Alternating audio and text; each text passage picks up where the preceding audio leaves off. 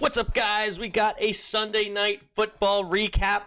We actually have a minute left in the game right now with Minnesota up 26-21. Seattle driving. Decided to start the stream a little early. See what happens here. One timeout remaining. They are on the 21-yard line of Minnesota. Very close game. Exciting game. We have it right here. Let's see. Russell Wilson drop back. Hits Metcalf on a slant. Ooh, got it about to the 6.5-yard line. 48, 47. Time's ticking. Time's not a factor anymore, though. They have enough. What do we got? 39-38. Russell in the shotgun. All right. Up. Gets it. Ooh, drop pass by, I think it was Moore. Tyler Lockett drop pass at the 1-yard line. All right, we have 28 seconds left. As I said, time's not really a factor because we're second and goal from about the 6.5-yard line. They have the whole playbook. They still have one timeout left. There's nothing really to be scared of on time-wise. They just have to punch it in. And it would be so sad to see Vikings lose this game with how well they played all day, except for a 7-minute period in the third quarter, and then this one drive. That's it. All right, we have 28 seconds. We have DK Metcalf in motion across the line. Russell Wilson in the shotgun takes the snap. Looking right, throws it to DK. Touchdown! No! No, wait, what? Number 21. Oh, my God. DK Metcalf had it. But Hughes comes out and knocks it out of his hands. 24 seconds, third and goal. Russell Wilson's like, hey, he had the ball with 2 feet in. That's enough. See, there's different rules when it comes. Oh, that's a touchdown, I think. He had 1, 2. That's a touchdown. Because in the end zone, I'm pretty sure if you have 2 feet down and possession, it's over. That's it. You can't get it knocked out. Holy moly, this is amazing play. Oh, they're not even going to challenge it? There's no review process in the last 2 minutes? They're not even going to look at it? Okay, 24 seconds, third and goal from the 6-yard line. DK Metcalf again in motion. Russell in the shotgun, takes the snap, looking right, throws a fade to DK, but he just got really held by number 21 right at the line. Didn't even have a chance to go by him. He just put his hands on and jammed him up at the line. Ball was in the air. Probably should have been a PI, in my opinion. But it wasn't, and we have 4th and goal. We already had a 4th and 10 on this drive, and DK Metcalf came up big. Wow, what a game here. All right, 20 seconds left. This is it, 4th and goal. 3 receivers wide to the left. Minnesota, Seahawks call their final timeout. They wanted to see what the defense was like, and let's get reset. Let's see what they have. We have the final timeout. We may as well use it because this is the final play of the day. Let's see if they're going into commercial break. Whew, maybe not. I think they might just be waiting for it. Wow, DK Metcalf dropped pass. That was huge. He had it in the end zone. I'm shocked that they did not go to any booth review. No challenge flag thrown. They may not have any challenges. I don't remember now off the top of my head. But, wow. Wow. Yeah, do you send pressure here? That's what the commentators are saying. Russell Wilson can fry you up on some pressure, though. And Seahawks have the receivers to do it. They have DK and they have Tyler Lockett and then Moore.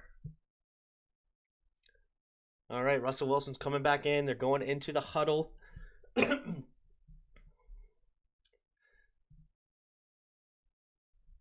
Just do not throw an interception to Malcolm Butler. Oh, sorry, too soon. All right, they have a bunch formation. 2 receivers to the right, 2 receivers to the left. Running back in there. Russell Wilson in the shotgun.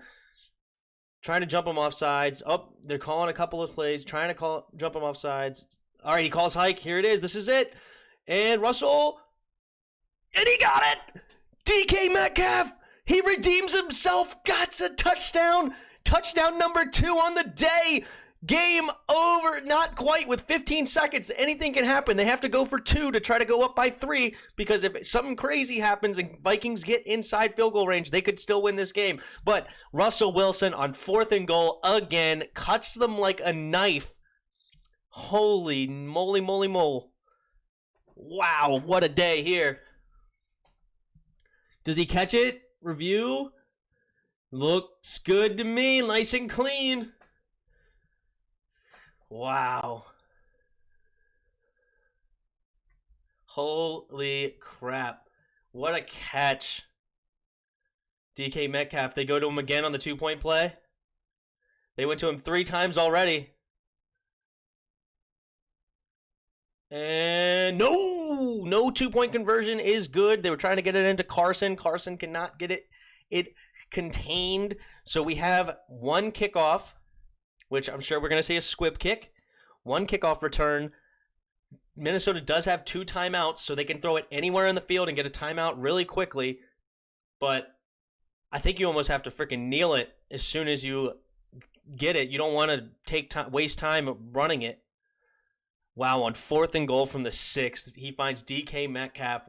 Pressure in his face. Number 95 was right there on him. Wow, what a freaking play. Russell Wilson's pumped.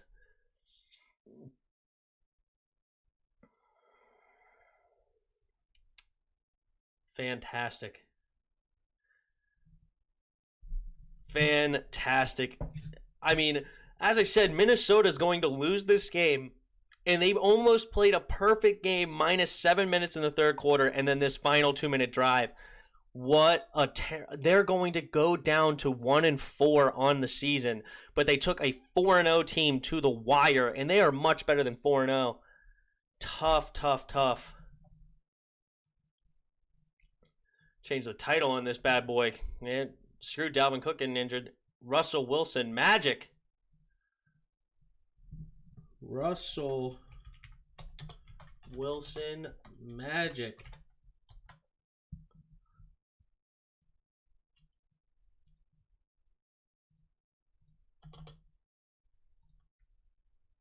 Save. What do we got here?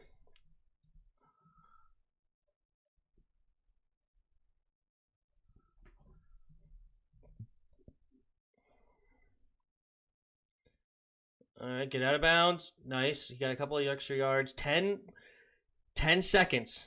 Okay? They're going to leave with timeouts. The timeouts are not a factor right now. Russell Wilson is pumped on the sidelines. He didn't even play poorly today. We'll go over his stats in a minute. It's just crazy right now. Okay, Kirk Cousins.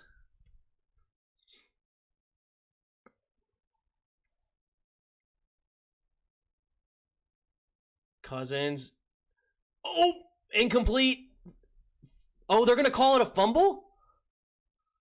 No.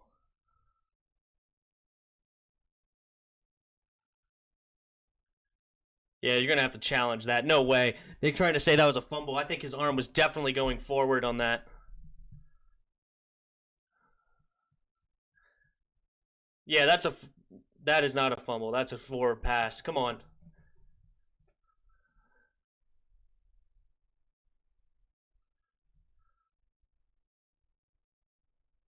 Okay. Wow, they said the previous play, they were like, this is the end of the game. Like, wait a minute, are you not going to review that? Like, holy moly. Current bit rate lower than recommended. We recommend audio stream bit rate of 120 frame. Okay. This will be a fun one to go over.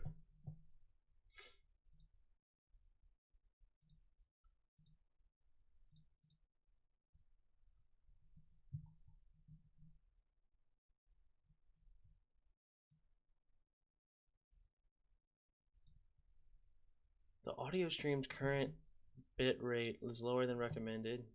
We recommend to use audio stream bit rate.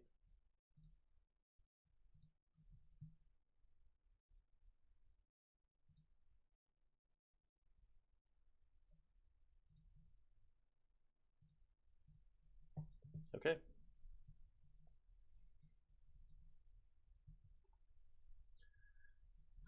All right. Yeah, this is definitely going to be an incomplete pass with about 6 seconds left. But is that they only have time for one play to get into field goal range. We shall see if they can do it. This is tough for the Minnesota Vikings. Dalvin Cook going down with injury, and you lose it. Talking about add insult to injury. Tough day for him. They ruled it a fumble anyway! Wow! Wow! Holy shnikes, they ruled it as a fumble. No way!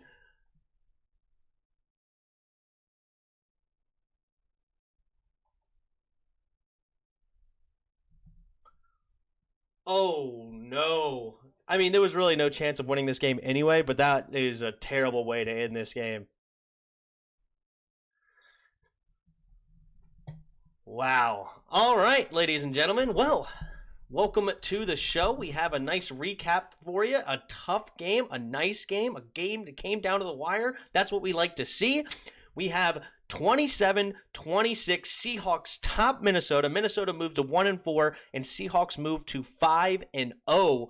Russell Wilson on the day, 20 completions, 32 attempts, 217 yards, and 3 touchdowns. He did have 1 interception.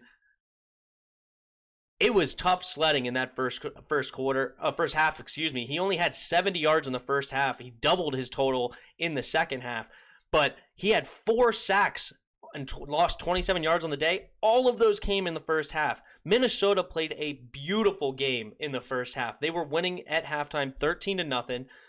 Dalvin Cook was crushing it. He already had 17 carries, 60 yards or something, maybe 15 carries, 60 yards. So averaging 4 yards a carry, already had a touchdown. Looked like they were going to run it down their throats. And then he gets hurt, pulls a groin, it looks like. He was at least holding his groin. It was a non-contact injury. Very sad to see for the great Dalvin Cook, leading the league in rushing, and it looks like he is going to be out probably. Usually a pulled groin, I think, is probably 3 to 5 weeks, maybe, something like that. So he's going to be out for a little bit because I've had a pulled groin, and those things suck. Alexander Mattison came in, though, and basically took off right where he left off. 20 carries, 112 yards for the young man, Alexander Mattison. So really, it was not a run game problem. Kirk Cousins, so as I said, they were up 13-0, and after the halftime, there was a 7-minute stretch where it went from 13-0 to 21-13. Seahawks took the lead, and Kirk Cousins threw an interception. Russell Wilson was fantastic. DK Metcalf caught a touchdown. Will Dissly also caught a touchdown, and Chris Carson. That's his name, right? Good God. Now I'm second guessing myself. Yep, Chris Carson. 8 carries, 52 yards, and 1 touchdown. They did not have opportunities to run the ball very often in this game because, as I said, Minnesota played so well. They were stuffing them. Let's look at the team stats. Yeah, Seahawks 0 for 7 on 3rd down on the day. That's insane. That's unbelievable. They were 2 for 2 on 4th downs, which came on that final drive. There was a 4th and 10, needed it, got it to DK Metcalf for about 20 yards, and then there was the 4th and goal from the 6-yard line at the end of the game to win it. And so those were incredible. Minnesota 6 for 14 from 3rd, 2 for 3 on 4th down, and they messed up big time going for it on 4th down. They were in field goal range to potentially ice this game out, or at least make it where they had to get a 2-point conversion, right? Or no, I think it would have been icing it out because 29, 21. No, okay. So they would have had to have gotten a 2-point conversion to tie it, but they decided to run the ball on 4th and 1 and did not get it. And that gave Russell Wilson an opportunity, and he took full advantage. Man, Minnesota total yards 449, Seahawks 314. Time of possession. This is one of the most craziest stats you'll ever see. Oh, no. This is unbelievable.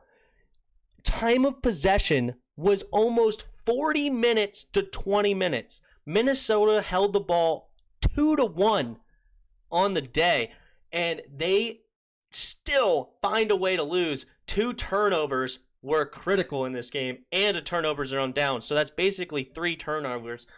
1 turnover for the Seahawks on the day. 6 penalties, 55 yards for the Vikings. 3 penalties, 25 yards for the Seahawks. So neither of them really had too many penalties that killed them. 201 rushing yards for Minnesota, and you still lose this game. That is the magic of Russell Wilson. What a day for the man, the myth, the legend. MVP caliber season so far, and this is incredible. I don't want to draft Trey Lance in the first round. Okay, that's a Redskins question. We'll talk about that later. Seahawks didn't deserve to win. I know. Look at these stats. Everything says Seahawks lose this game except for the final score. It's unbelievable. It should have been incomplete. Even broadcasters said it was incomplete. Yeah, hail. The final touchdown? No, that was not incomplete. That was complete pass. The first one also should have been complete, because if they have a 2 hands, or if you catch it with 2 feet in the end zone, I believe is an automatic touchdown. I don't think the football move comes into play, because if you guys remember, at least the Redskins fans will remember, but there was a play where I believe it was Jordy Nelson for Green Bay. I'm almost positive. It was we were playing against Green Bay, and I think it was Jordy Nelson back in the day, where he caught a touchdown in the back of the end zone, and immediately Josh Norman punched it out of his hands, and it should have been incomplete, just like what they did, but they said, nope, 2 feet in, and in the end zone is automatic touchdown. They didn't even review it. Unbelievable for the Seahawks. Luckily, it did not matter, because they come back 2 downs later and score the touchdown. But that could have given Minnesota more time to potentially win this game, so it actually went into Seahawks' favor. Not the final touchdown, I mean the last passing play where they said it fumbled. Oh, completely. It was definitely incomplete. 100% Alti, absolutely. Completely agree. I feel like teams that win and lose based off what city they play in, I'm not lying. I feel like teams that win and lose, it's based off what city they play in. I'm not lying. I don't know what you mean by that, but okay. Fair enough. But yeah, and unbelievable. 190 passing yards when you minus the sacks, 248 for Minnesota. They beat them in every single stat that matters except for points. Except for points. The time of possession I'll never get over. 39 minutes, 28 seconds, 20 minutes to 32 seconds. That's incredible. Unbelievable stats. Like, this game is Minnesota's 99 times out of 100, but Russell Wilson he's a freak, man. He knows how to, like, it started the drive with like a 12, 13-yard run for Russell. I mean, he was backed up and deep into his territory, and he starts out with a 12-yard run. Unbelievable. Man, what other stats do we have on the day? DK Metcalf, 6 catches, 93 yards, 2 touchdowns. Most of those came in the second half. Fantastic finish for DK Metcalf. Adam Thielen, 9 catches, 80 yards, 2 touchdowns. One of those came in the second half, one came in the first half. So good day for Thielen on 13 targets, that is. Carson, only 8 carries but for 52 yards, and Russell Wilson, 5 carries for 58 yards. Seattle, with Homer running 3 times, only had 16 carries in a win. They had an unbelievable low amount of plays. They only had the plays, 48 plays to Minnesota's, holy crap, 80 plays, 48 plays to 80 plays, and you lose the game. Oh, that hurts. That hurts so bad. Oh my goodness. And Kirk Cousins had a fumble lost. That's tough, man. That hurts so bad to see. I feel so bad for Minnesota. Minnesota is much better than 1-4. Joshua Mills over here on the comments is spamming me saying fire Zimmer. I don't think so. I think he's a good coach. He beat the Saints last year in the playoffs. I think he's a pretty good coach. I think that you need to get rid of Kirk Cousins. Kirk Cousins. We know about Kirk Cousins over here in DC, and he is not what you want at the quarterback position because there's no way he loses this game. Like, you have a top half of the league quarterback, and you do not lose this game on any. There's no way you lose. So, very tough day. I'm sorry if you are Joshua Mills. If you are a Vikings fan, I am very sorry. Robinson and Boyd for Thielen. You talking about a trade? Robinson and Boyd for Thielen. Thielen, rather, no D at the end. I don't think so. I think I keep Robinson and Boyd. Boyd had a bad day because they went against Ravens, so don't worry about Boyd. And Robinson, with Nick Foles, I think Robinson can be fine. No, what I'm trying to say is that teams that win the city that they play in usually have a Republican mayor, and teams that lose mostly have Democrat mayors. Seattle, I'm pretty sure, has a Democratic mayor. So that is not a fact. I don't even know why you said that. That's funny. Joshua Mills, Kirk might be bad, but they can't really do anything about it. Dude, it was a 7-minute stretch. You really lost this game in 9 minutes. That's insane. It only took 9 minutes for Seattle to beat you.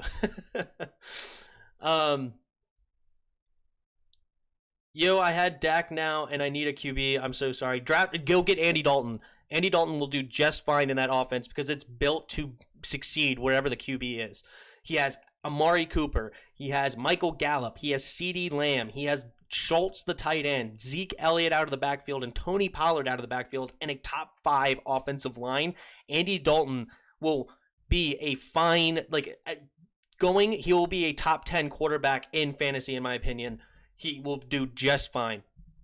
Joshua Mills, it's depressing. I know, I'm so sorry. Even if it wasn't a fumble, they had 10 seconds. I know, right? If it wasn't a fumble, though, the thing is that if you had they would have had 6 seconds, I think, after that particular play.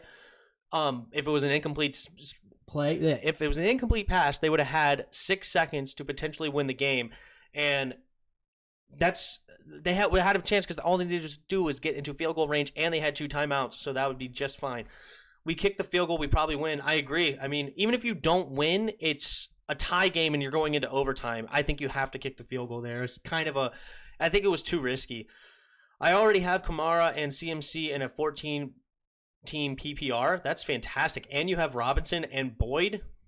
You're not doing too bad. All right, right? You're the one that asking about Robinson. No, you weren't that. Sorry, Scriv is another guy. That's all. I don't know how you did that. How in the world did you get CMC and Kamara in a 14-team league? That doesn't seem right at all. What kind of form do you think A.J. Brown will return to? I'm hoping a decent form because I have him in one of my leagues. But no, I think A.J. Brown has a chance to do pretty decent. They go against Buffalo. Buffalo's a solid defense, but Ryan Tannehill, they have Derrick Henry over there in the run game. I think that A.J. Brown could have a fine day. I would say maybe like 5-6 catches, somewhere between 70, 90 yards, and a potential touchdown. Yeah, and Washington, D.C. has a Democratic mayor, and so does Miami, and NYC does, and Atlanta does. Okay, but we already established Seahawks. The Seattle has a Democratic mayor, and they're 5-0. So I don't know what you're trying to say to me, hail to the Redskins for life. Scriv, I'm 3-1, traded dude who was 1-3, gave him David Johnson, Antonio Gibson for Brandon Ayuk and CMC. What a crazy person. You don't trade CMC. I don't care if he's hurt. He's just somebody that you leave on your bench because if he comes back, he's going to be good. But now since Dak out, I would go get Andy Dalton. Seriously, that's not a bad idea. Should I trade James White, J.D. McKissick, and Minshew for Pat Mahomes and Laviska Shenault? That's the Jacksonville guy, I believe. Yeah, if you can get that, I would get Pat Mahomes easily. He's a monster. Even in a loss, he had like 30-something points in most leagues. So, yeah, definitely go get Pat Mahomes for sure. But, okay, so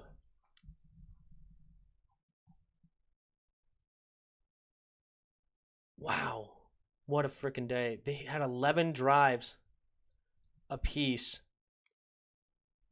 Yeah, total plays, 52 for the Seahawks and 83 for the Vikings. That hurts your feelings, doesn't it? That hurts. Yeah, my lineup for a 14 PPR will be, should I bench Kyler Murray in my fantasy? No, I think that they just played, the Jets defense isn't as bad as their record.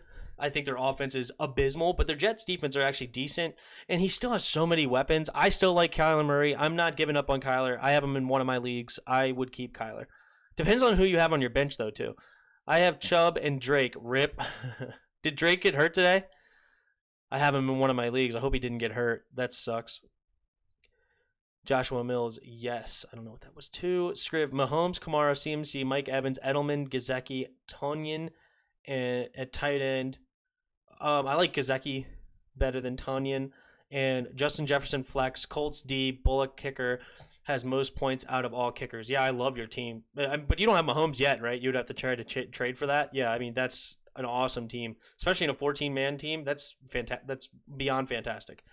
Because Kamara and CMC is just unfair. I don't know who the hell traded you Kamara. That was ridiculous. I'm down 17 but have Kamara and Murray playing tomorrow. What do you think? I win easy? I would hope so. Kamara should have 17 by himself, let alone whatever Murray has. Whatever Murray gets, that's just a bonus. Bro, we're not here to talk about fantasy advice. We're here to discuss our Redskins. What's up, Mike Pryor? Man, you weren't here earlier. We were talking about the Redskins after the game, my man. Where were you earlier? Yeah, just accept the Mahomes right now. That's awesome. I would take Mahomes in a heartbeat. Fantastic. You think we can win the next 4? We can. Will we? That's the $1 million question. But we definitely can. Giants, Cowboys, Giants. Who's the 4th team? Look that up right now. Schedule is Detroit, Cincinnati. We can win the next 5, man. Screw the next 4. Cincinnati, Detroit, Giants, Dallas, and Dallas. We can win the next 6. I don't think we'll beat Pittsburgh. We can beat San Francisco because they just got crushed by Miami. They're beat to hell. So we could definitely beat San Francisco. We're not going to beat Seahawks.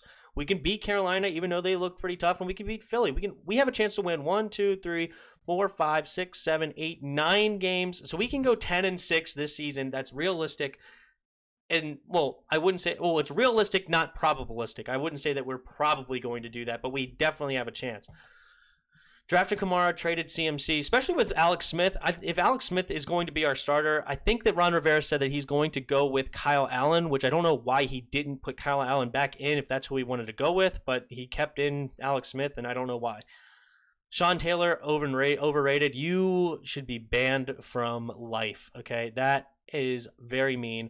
He was not overrated. He is overrated in a sense because people are like, he should be in the Hall of Fame. He didn't play long enough to be in the Hall of Fame, but when he was on the field for the 4 years that he was in the NFL, he was one of the best safeties in the league. My bad, had basketball practice. Georgetown is no joke. Fair enough. Fair enough. Tim is the man. Just subscribed. Appreciate it, Levita. Appreciate it. Thank you for subscribing. Sean Taylor is not overrated. I know, right? He's not overrated. He's overrated only in the sense of people go crazy and say that he should be in the Hall of Fame. That's the only reason that I would say he's somewhat overrated. But other than that, when he was on the field, he was one of the best safeties in the league. I told you I would be. What's up, Chris? How's it going, man? I know you weren't here for the Redskins talk, but I'm sure that's where it's going to go eventually. But tough. I've had us losing the rest of our games, except Carolina and Detroit, and have us going 13-3. No, I think we can beat the Giants. Giants looked good because they were going against Dallas's horrible defense. Our defense is better than theirs, and so we have a chance to beat them. Viking cursed against Seahawks. I know, right? I mean, I can't believe it. For you guys who just joined, check out this stat. This stat is unbelievable because on this channel I like to harp on time of possession, and Russell Wilson basically smacked me in the face and said, I don't care about time of possession. Minnesota Vikings had 39 minutes 28 seconds of time of possession. Seahawks 20 minutes 32 seconds of time of possession. They had 2-1 on time of possession, and they find a way to lose this game. Unbelievable. Really, the only other thing they did is that they did have too many penalties comparatively. 6 penalties to 55 yards. They had 2 turnovers, and they gave up 2 fourth downs. But Minnesota played a fantastic game. It's just the Russell Wilson factor and Kirk Cousins turning the ball over in that third quarter. There was that 7-minute stretch that ended the Vikings' day. Very, very tough. Dak is out for the season. Now we will get 8 wins. Andy Dalton is not somebody to play with, so he's not great, but he has taken these type of teams to double-digit winning seasons. So Andy Dalton is not bad. I said before the season, the Cowboys should say, screw you, Dak. We don't need to pay you that much money. We will pay Andy Dalton. Andy Dalton can lead this team, and then we could go get people like, I don't know, Jadeveon Clowney, or I can't remember what other defensive players were out there at the time, but basically bolster up that defense with that cap space instead of spending $34 million on Dak Prescott. And then you have Andy Dalton that has taken good teams, good surrounding units to 4 10-win seasons. So Andy Dalton's a capable quarterback, especially the older you get in quarterback, the smarter you are, the more experience you have, you can do that. It's good. Oh, yeah, we have the worst guards in the league for the Vikings. I mean, that's fair. I know that the Vikings offensive line is nothing fantastic, that's for sure. We're the Cleveland Browns of 2016. Vikings had that game, but 21 points in 5 minutes. Yeah, it was about 7 minutes, but yeah, still, nonetheless, it was, because it was 8:01 where they scored that last touchdown. Very tough. We're the Cleveland Browns of 2016. I'm sorry to hear that.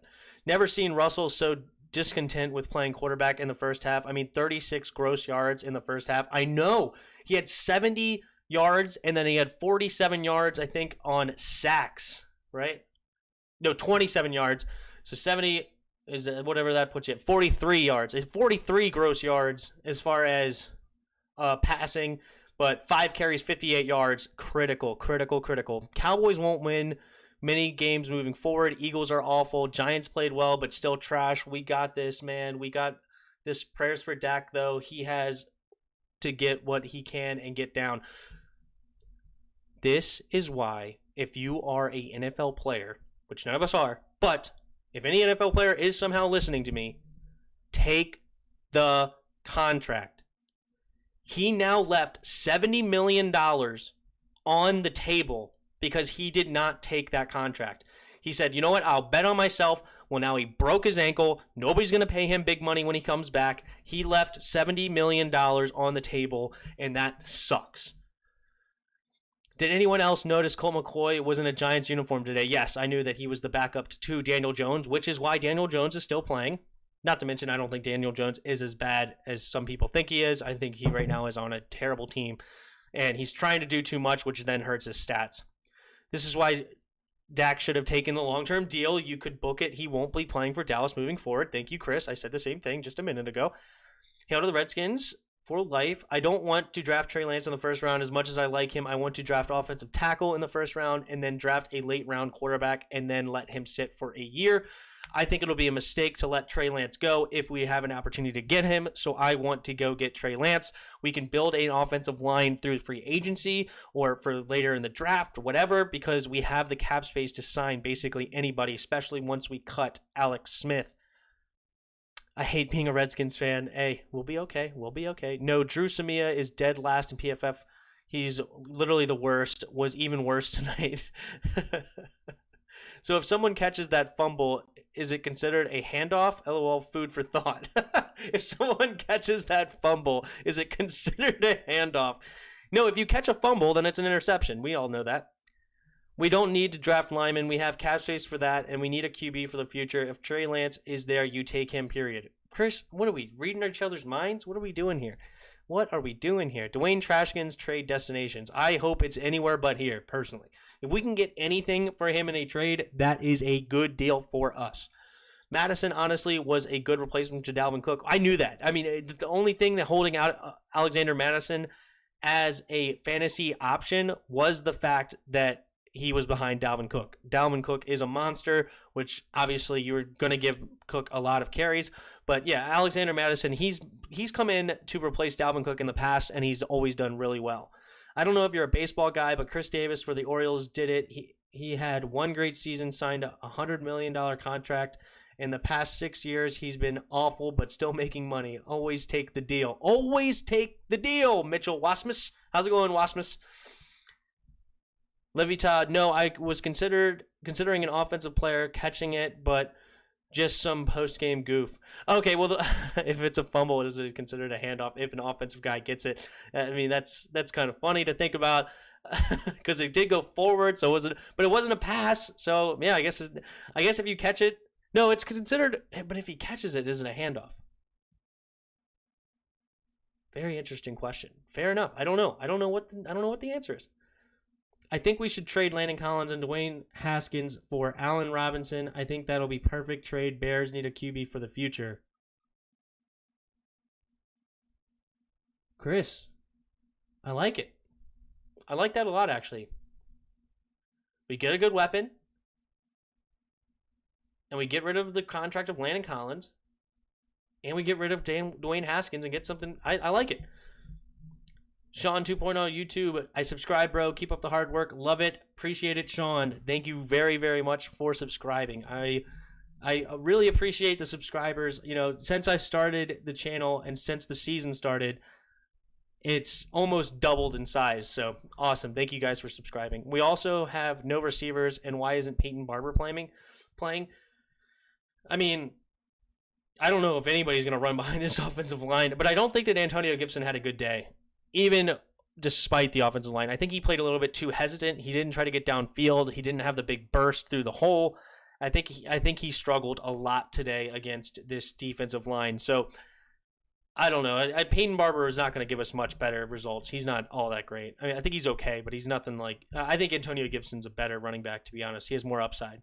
That 4th and 10 play, the first down line and sidelines instead of blitzing, that was the worst call of the game, in my opinion.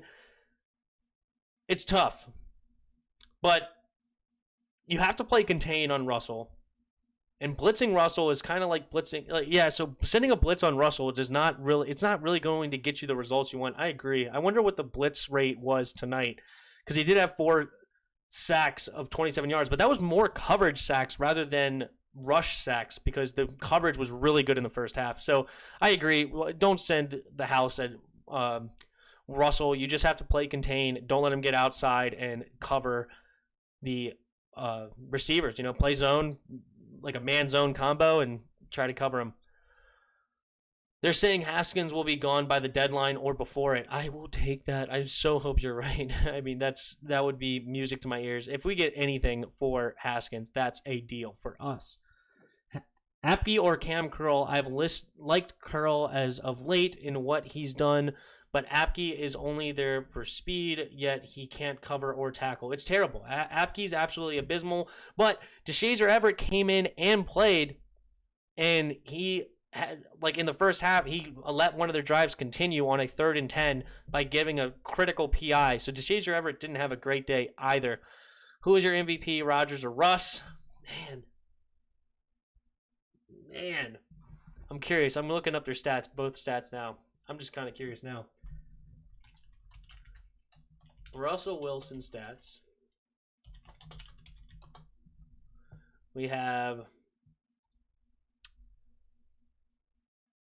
1,285 yards, 16 touchdowns, 2 interceptions, 2 5-touchdown days already in this. Oh, is that doesn't even include what he had today. That's 3 more, so he has 19 touchdowns. Okay, so this doesn't even include what he's already done in his 5th game, so I can't compare that, and I'm sure they already updated Aaron Rodgers stats, right? No, Aaron Rodgers is on a bye week, so yeah, we can still look at that.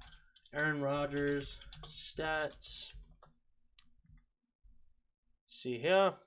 So in 2 games, we have 1,214 yards and 13 touchdowns but no interceptions. That's amazing.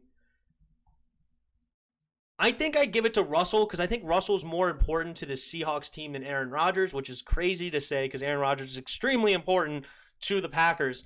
But because Aaron Jones, I think, is a top-tier running back right now, and I think that I would kind of lean towards Russell Wilson, what he's doing, especially if you consider the run yards. So I would lean towards Russell Wilson as of right now.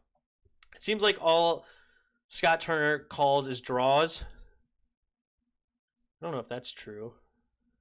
I'm going to look at the film again later. I watched the game, but I don't think that's true. As a Redskins fan, were you happy you let Adrian Peterson go? Happy? I was not happy, but I wasn't necessarily mad either. I was more surprised. I did not expect it at all. When we cut Adrian Peterson, that was a big surprise to me. I thought he was definitely going to be on the squad. But it was kind of like, oh, they must really like Antonio Gibson, our young running back. So I wasn't super upset about it. So I think it was okay to cut him and see what our young bucks can do. That was kind of what the season was about, is to see what our young players can do, because we are one of the youngest teams in the NFL probably, if you actually look at the averages. Maybe take away Thomas Davis off our team, who's like 37 or something, and our team is extremely young. So this was a building year. We just got a new coach, new coaching staff. We have a young quarterback, a lot of young pieces around him. So we were trying to build a team. So I think getting rid of Adrian Peterson was okay, and we weren't trying to win this year anyway. So I wasn't happy. I wasn't mad. It was kind of like I understood what he was trying to do. And just trade for Trace McSorley. I know that name. Tracy McSorley. Oh, the quarterback from Penn State? No, I don't want that. No. No, thanks. No, I don't want anything to do with that. No, thank you. Just stick with Alex Smith, and Kyle Allen is your backup, is my position. Trade destinations for Haskins: Patriots, Steelers, Bears, Lions, Raiders, Colts. I think if you trade him to the Lions, you send Landon with him and get Kenny Galladay. If you trade him to the Colts, get T.Y. I do not want T.Y. He's old and injury prone. Kenny Galladay is a little bit injury prone as well, but I would be more interested in Kenny Galladay. But I like the Robinson, I think, the most out of those things. Steelers, I don't think Steelers want him. Patriots don't want him with all these concerns about his work ethic. They don't want him. So I like the Bears the best. Raiders are doing well with Derek Carr, so I think they want to, especially that game against the Saints. Derek Carr looked phenomenal on that Monday night. Josh Jacobs played well, but Derek Carr was fantastic. So I don't think they want to get rid of Derek Carr. I think they'll keep him. In part, with bad clock management, playing the wrong QBs, not calling timeouts, I think Ron is secretly tanking so he can get his guy at QB. I don't think he's tanking. I think he's trying to see what he has, which may end up to look like tanking. But he's not trying to lose games. You don't want to try to lose. Pittsburgh was looking to trade Bud Dupree. I'll definitely trade Haskins and Collins for Bud Dupree in a heartbeat, and get a 4th-round pick also. How old is Bud Dupree? I don't know how old he is.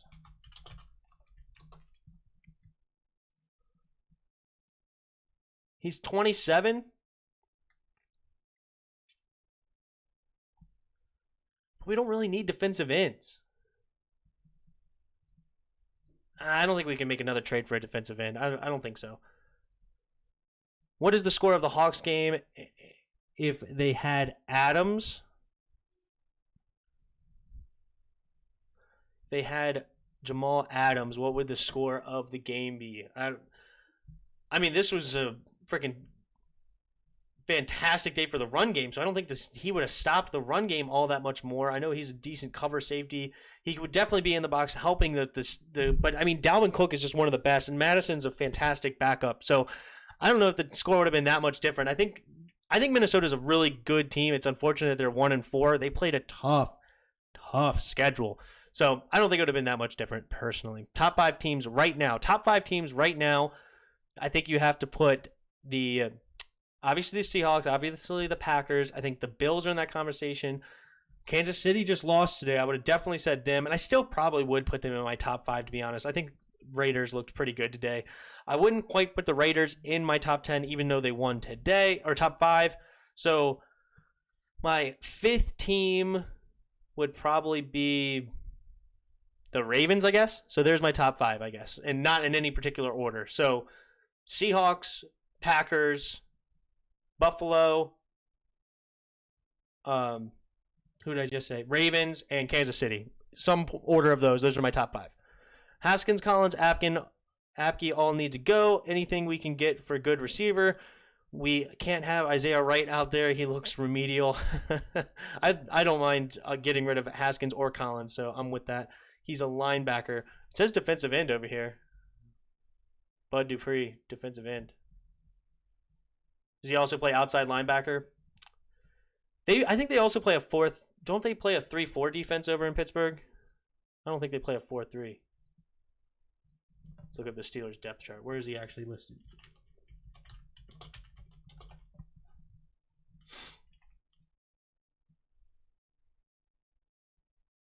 Yeah, they play a 3-4. So he's listed at right inside linebacker. No, it's Evan Bush. Sorry. Yeah, he's listed as an outside linebacker. So he's like that.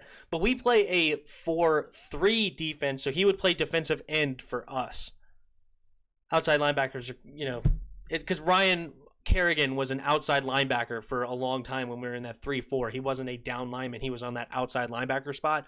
But when we switched to a 4-3, Ryan Kerrigan moved to defensive end, just like Ryan Anderson as well. So that's exactly what Bud Dupree would be in our offense, or our defense, He would be, but he is better than Ryan Anderson as as a backup defensive end. So I don't necessarily hate the play, but I think I would rather go get a weapon of some sort, like a receiver, if I'm trading Collins. Send Haskins and Collins to the Falcons. Ridley becoming their number 1, and Julio's role is diminishing there. They need a new WH and anybody in their secondary. I like that trade, but I don't know.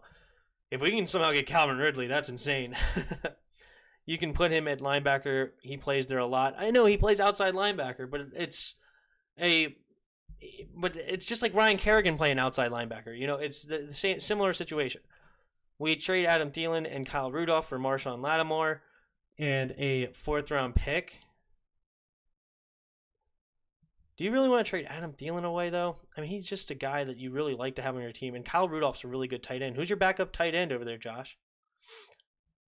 If I was the Redskins, I would trade for our 2021 4th-round pick to the Buccaneers or for O.J. Howard.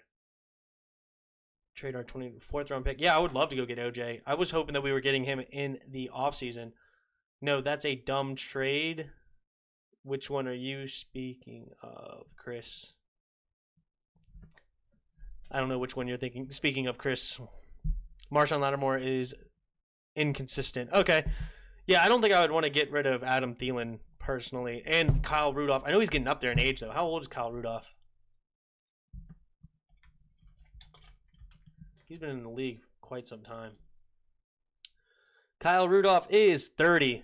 Yeah, he's getting up there, man. Definitely getting up there. Man, he hasn't even played that well so far. But yeah, they lost to Green Bay, the Colts, Tennessee, and now the Seahawks. Hey, they should get a win next week against Atlanta, though. So, hey, Moss was injured and Marcus Ball, too. Okay, hold on. Didn't we draft a tight end? Oh, shoot, you retracted the message before I could read it. So, never mind. We released Thad Moss. Yeah, we kind of released him on an IR tag, so that is why Thaddeus Moss did not get it, but we didn't want him on the team anyway.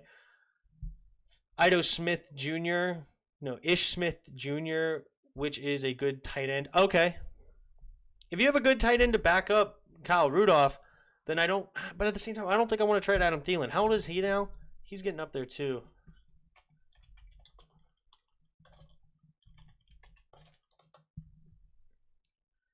Thielen is 30 as well. I don't know. I kind of want to keep both of those guys. I like both. I don't think I would make that trade. Mike Pryor. Oh, yeah. So, yeah, that's what happened to Moss. Marcus Ball was not on the game because of apparently a death in the family. He did not come to today's game because of death in the family. So, very unfortunate. Sad to hear. Always. Yeah, Madison also had 3 catches in the pass game. 3 catches, 24 yards. He had a fantastic day, over 130 total yards on the day when he wasn't on the field except for 2.5 quarters. So, no, only like a quarter and a half, really, because Cook got hurt early in the third. Our linebackers are bad too. Yeah, I know our linebackers are really bad. I'm not happy with our linebackers. Bostic had a horrible day. Horrible. We will need a cornerback above all else. I mean, I don't know. Your defense played pretty decent except for the 7 minutes in the third quarter and Russell Wilson being a magical man in the fourth quarter. So, yeah, that's tough. That's a tough. You'll be okay. You'll be okay, Josh. I know it seems like hell right now because you're 1-4, and you may not have a good season now, but you'll turn around. Your main problem is Kirk Cousins. Kirk Cousins is not good enough to be your quarterback, and you need to fix your quarterback situation. And there's quarterbacks in this coming up draft that are very interesting. Of course, you have Trevor Lawrence, Justin Fields. We love Trey Lance here for Washington, and then you also have There's another one that's really Trask, I think it is. He's another really good one, and I'm sure there's other ones too. So there's a lot of interesting quarterbacks coming up in this year's draft. Do you see Gibson becoming a number one back down the road, or do you see us rolling out with the assembly line we have been? I still like Gibson. I think he had a bad day today. He definitely needs to grow and learn more of the nuances of being a NFL running back, but I think he has the talent there to be a really good running back. He has size. He's 6 foot, like 225. The speed, he runs a 4.3 40, just under a 4.4. And once he learns the vision and the feel for how to be patient with the line, but yet hit the holes hard and be also concise. Being patient is not hesitant. Okay, you're being patient because you're letting the holes develop, but you're not being hesitant where you're kind of like, okay, what is going on? What's going on? You're just letting it happen, and then once it's there, you hit it. And I think right now he's kind of being too hesitant in the backfield, and unless you're Le'Veon Bell, that's not going to work for you. Trent Williams turned into Jerron Christian, and Baron Sheriff turned into Wes Schweitzer. Now every D-line has a field day against us. Yeah, I mean, those are definitely two downgrades, no doubt about it. Even though Wes Schweitzer has not been playing as bad as you may think, he's not Brandon Sheriff, and Jerron Christian's nowhere near Trent Williams. We can't get rid of him though because of cap room. I know, but no, wait, this is his last year, isn't it? Isn't he on his last year of his deal? Hold on.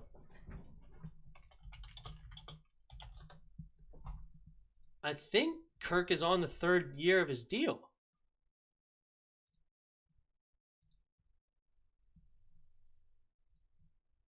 No, he has one more year. Oh, that sucks. Wait, did you guys extend him? Did you guys give him an extension? Because he only signed a 3-year deal. Oh, you guys are screwed. Oh, I'm so sorry. Oh my God. You guys have Kirk Cousins in 2022 at a $45 million cap hit?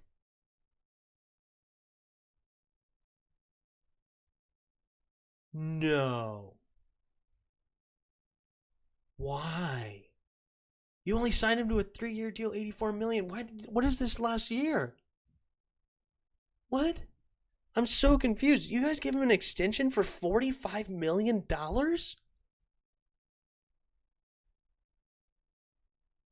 Oh my, whoever's doing your contracts needs to be fired, stat. Oh my God. Kirk Cousins is going to be a $45 million cap hit. You can't win with that.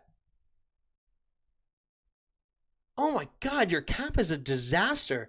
In 2022, you have 1, 2, 3, 4, 5, 6, 7 people over $10 million.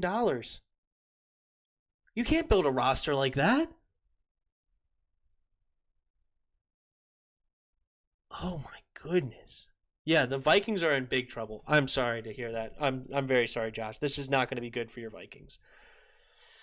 Whew, that's bad. Gibson will be McCaffrey once the O-line is fixed. He will be every down back soon. He will never be quite McCaffrey, but I think he is that style of running back, and I like Gibson a lot. Yeah, that's the bad part. I'm so sorry, Josh. That's unbelievable. I cannot believe it. It's so bad. Kirk sure did win, though, right, Mitchell? $45 million in 1 year for Kirk Cousins. Are you nuts? We didn't want to pay him 20. 45. Oh my goodness. Last play was a bullcrap call. I think that was incomplete. 100% Berkey. It was definitely incomplete. I don't know what they saw on the replay. That was nuts. Well, it's fun to be a Vikings fan. I can't wait for the future. I'm sorry. I did not know. What is this deal? I got to look this up. Did they sign Kirk to an extension? Because you guys initially only signed him to 3 years, $84 million. The contract extension is worth $66 million over 2 years, according to Rappaport. Oh my God, you guys are in trouble. And if Mike Zimmer is the one doing your roster, big problems. I 100% agree. Mike Zimmer needs to be fired if he is the one that signed off on this. Kirk Cousins is not good enough to pay that much money. Not even close. Not even remotely close. Like, that's so...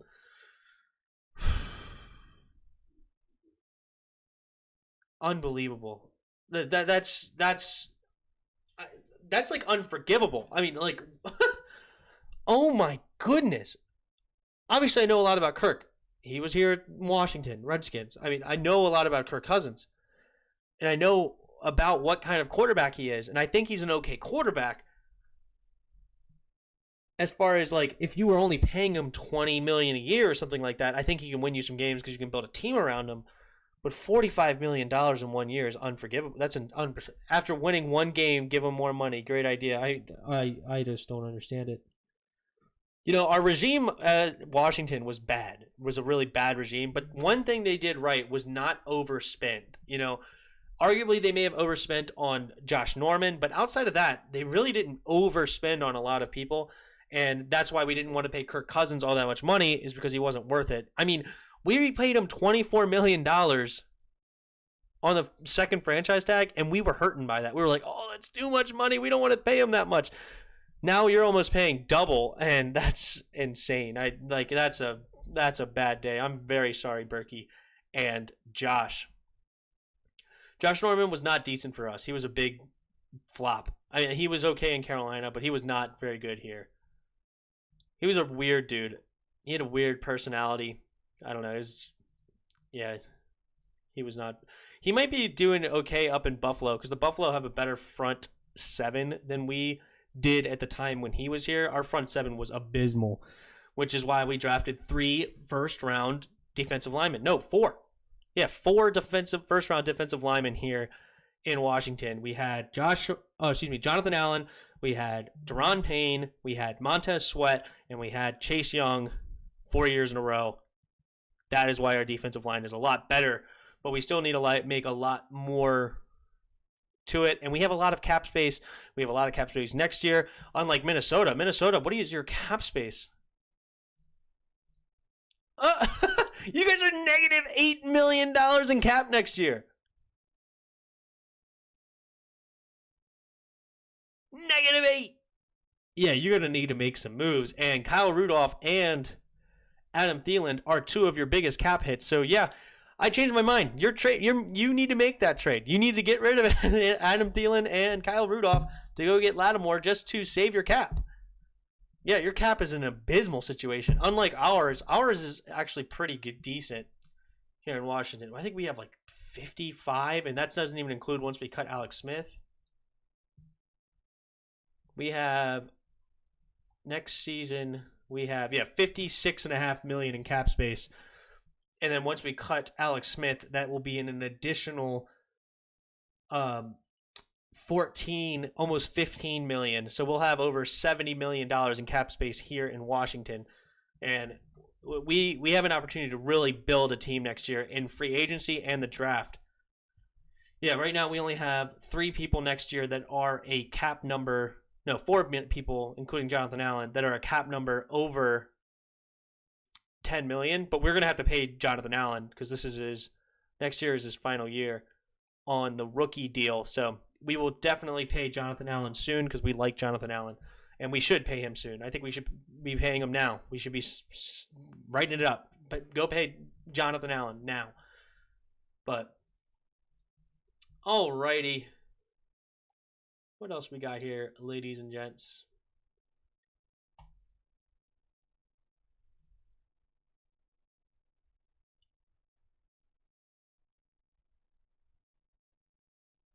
Norman works in the right system. He's not a bad player. I can agree with that.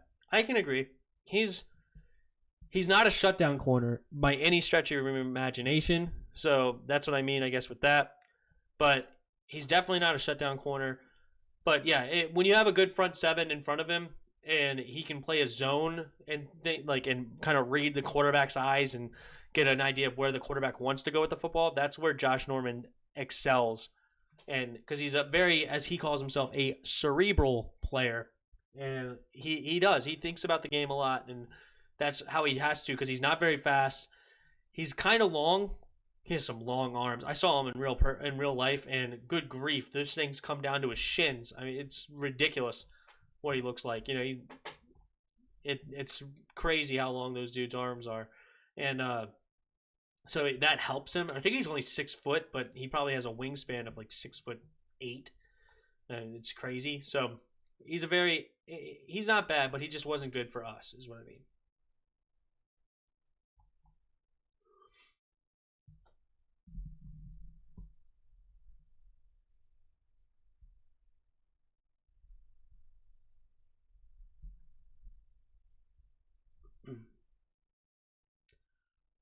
DK Metcalf ended on a heck of a day, man. He saved my fantasy day. And Dalvin Cook getting hurt saved me too. Ended up beating my wife. Thank God. My wife was trying to beat me. Hey, we should look into Miles Jack. I liked Miles Jack coming out. I don't know what he's doing nowadays down in Jacksonville. Is he still in Jacksonville? Yeah, I want a good middle linebacker, and I think Miles Jack can be a good middle linebacker. So I like that trade, Chris. Daniel's contract is up soon, too. I like the new name. You started your sports talk yet? I hope you did, man. That's awesome. Daniel's contract is up soon, too.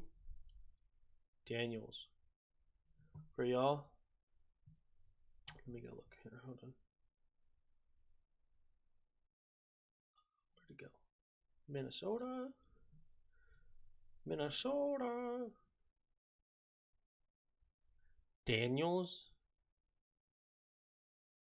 Daniels contract is up soon. What do you mean by Daniels?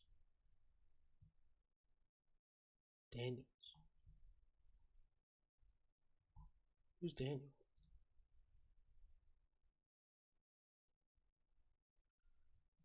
I don't know who you're talking about, Josh.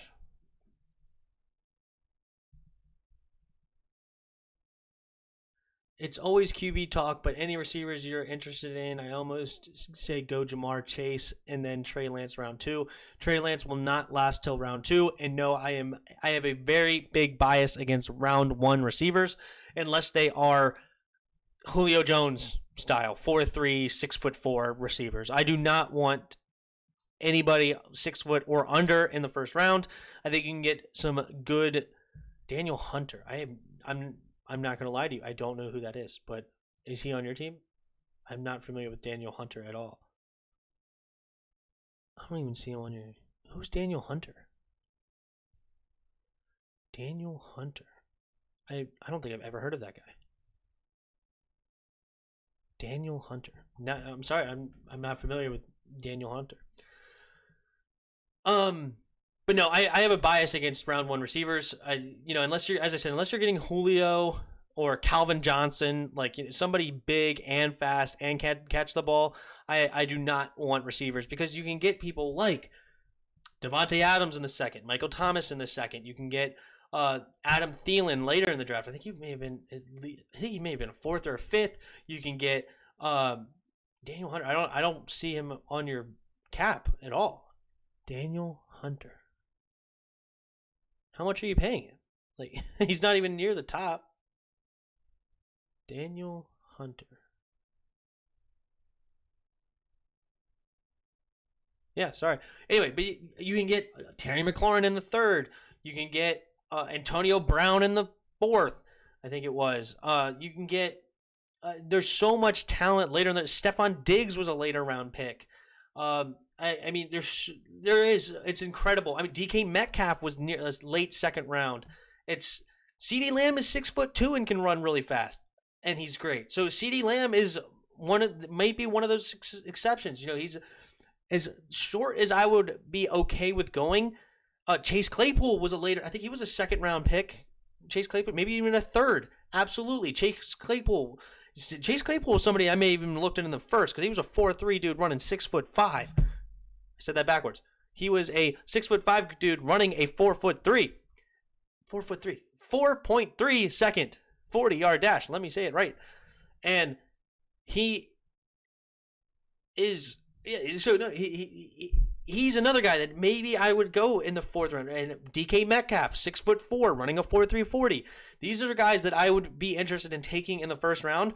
But I don't want to take your Marquise Browns or your Corey Colemans or your even your Will Fullers.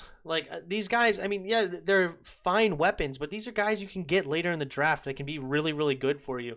And AJ Brown, how tall is AJ Brown? AJ Brown is good for the Titans. I will give you that one. AJ Brown is 6 foot, 165. He looks way bigger than 165. Is he really? No way. He looks huge out there. He must wear a lot of padding around him. I thought A.J. Brown was a lot bigger than that. I mean, A.J. Brown's pretty good. I'm not going to lie about A.J. Brown. But my point is that you can get good receivers later in the draft. I do not like drafting receivers early. And also, think about this. Who's the best receiver to win the Super Bowl in the last 20 years? Marvin Harrison 15 years ago or whatever? I mean, Larry Fitz got there, he lost. Julio Jones got there, he lost. But I mean, Patriots keep winning. They haven't had receivers really to win. And when they had Randy Moss, they lost. Odell Beckham never won. They won Super Bowls without him. I mean, you have the top receivers never win Super Bowls. Your best receivers never win. Receivers are a nice thing to have as an addition. Oh, I mean, Tyreek Hill. I guess Tyreek Hill last year was the first one that was really, really good to win the Super Bowl. But you kind of build around Tyreek Hill, and Tyreek Hill was Tyreek Hill was a later round draft. Wasn't he a 3rd or 4th round pick? Yeah, so these things, I just don't like drafting a receiver early. Left tackles are something you draft early because most of your best left tackles in the league are 1st round picks. Those are very important. So I like left tackles early. I like quarterbacks early. I know there's some examples of late round quarterbacks, but I like a good quarterback early. I'm okay with that because that can change your entire franchise when you get a great quarterback. So getting a quarterback is good. And I don't mind a player maybe a middle linebacker. Oh, defensive end is another one that I'm completely good with. You have your Khalil Macks, you have your Von Millers. These guys that can get to the quarterback, those are good to draft early. I like middle linebackers. A good high IQ, big, mean linebacker like those. I don't mind safeties. I don't really like drafting corners early. Tight end, I don't like them early. George Kittle and Travis Kelce are both later round picks. TJ Hawkinson was an early round pick. That kind of meh. I don't really like, is he really doing anything great as a 1st round pick? I don't like running backs early at all, even though there's been some really good running backs early in the draft. Christian McCaffrey, Leonard Fournette, Zeke Elliott, Saquon Barkley. These guys are awesome. They're fantastic. Dalvin Cook's a 2nd round pick. Alvin Kamara's a 3rd round pick. Derrick Henry, I don't know where he was drafted, but he was a flop in the beginning anyway. But you can get, look around the league, and there's some later round picks at running back. And running backs are a dime a dozen. It's more of your system that you can get a good running back. Obviously, Saquon Barkley's not a dime a dozen, but I like running backs later. So these are kind of my things that I think of draft strategy personally. So I do not want to go Jamar Chase, even though he probably could be a good weapon. I just wouldn't go him. Rethinking, I want a steal like McLaurin and an O-line pick, maybe round 2, Trey Lance in 1. Yeah, I agree. I like steals late in the draft because we still also have people that can come back, like Kelvin Harmon. We have EJ Manuel, who got hurt in the offseason. That could be interesting. So we have some guys that got hurt in the offseason that could come back and still be decent for us. So receivers are somebody that you can go get later in the draft, personally. Yeah, he does look huge. Right? A.J. Brown, 165 pounds. That must be when he came out of college, and he must have bulked up because there's no way he's 165 pounds in the NFL right now. That sounds ridiculous. The reason I say he's getting up there in age, I guess you're talking about Thielen and Rudolph. Yeah, or are you talking about Hunter? I really don't even know who this Hunter guy is. It's hilarious. No, Harrison Smith. You mentioned Harrison Smith. Harrison Smith is getting up there, and he's fantastic. I love Harrison Smith. Harrison Smith is still a dog. Y'all defense just trash now. Hasn't been good since Jared Allen. Yeah, I love Harrison Smith. Would it be good with a team like us, him and Cameron Curl back there? Woo-wee! Cameron Curl got smoked by Cooper Kupp today, though. Tyreek Hill was drafted in the 5th round. Exactly. You can get good receivers later in the draft. You do not need to draft them really high, okay? These are guys. Receiver is a fun position that kids like to play, so there's a lot of good, talented receivers, right? I mean, when you grow up, receivers is a fun, flashy position to have, and so you have a lot of guys there that can play the position. So it's okay to not do that. Just one bad play, just one. It's okay. He got smoked on that play. I was told to go back and look by somebody earlier today that I need to go back and watch the film, and I'm going to watch every Landon Collins play. Probably tomorrow. I'm going to go back and watch every single Landon Collins play and see how bad he truly was.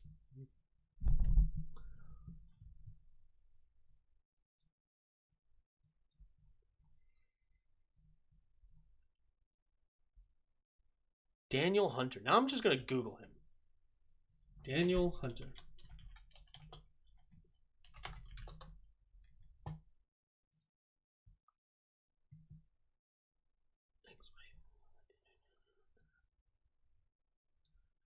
He's a Jamaican-American professional football defensive end for Minnesota Vikings. He played the college. He's right there. And it says he's in Minnesota. Now I'm going to slow it down. Where in the world is Daniel Hunter?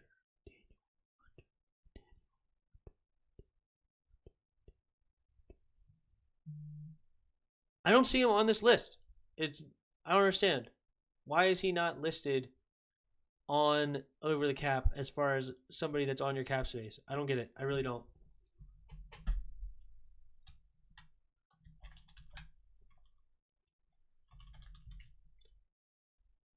Oh, he's on IR. That's why. $9 million on IR. That would be why I don't see him on the rest of it.